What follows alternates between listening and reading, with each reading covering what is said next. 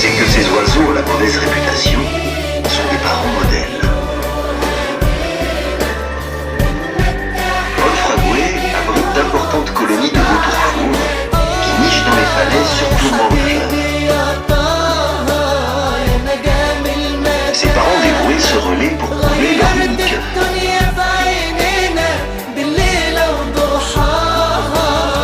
L'éclosion intervient au bout de 2 mois.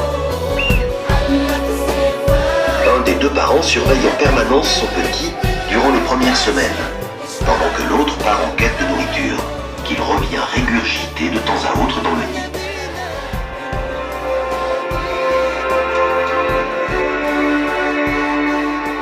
Ce rapace a aussi développé des stratégies pour éloigner les prédateurs qui voudraient s'en prendre à sa progéniture. Il entretient ainsi une odeur nauséabonde dans son nid. Et si ça ne décourage pas les intrus, le vautour peut vomir sous forme d'un jet le contenu acide de son estomac sur ceux qui s'approchent trop. Cette attention portée aux petits est payante. La moitié des nouveau-nés parviennent à l'âge adulte.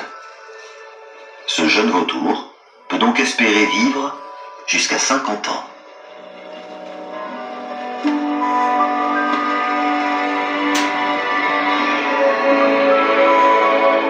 Un autre habitant de la région n'a pas à faire autant de kilomètres pour se nourrir.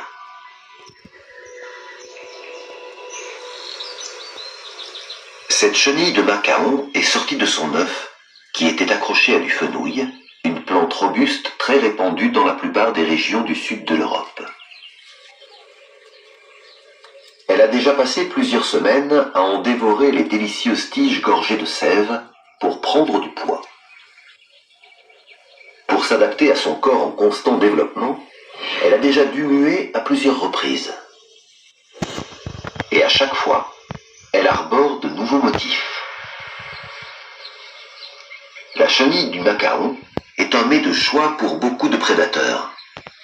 Sa meilleure protection est son camouflage, mais elle dispose aussi d'un mécanisme de défense répulsif. Dès qu'on l'approche de trop près, elle déploie une glande spectaculaire à l'arrière de sa tête qui émet une odeur d'ananas pourri. Cela ne l'empêche pas d'être souvent mangé par un oiseau, un parasite ou un autre insecte.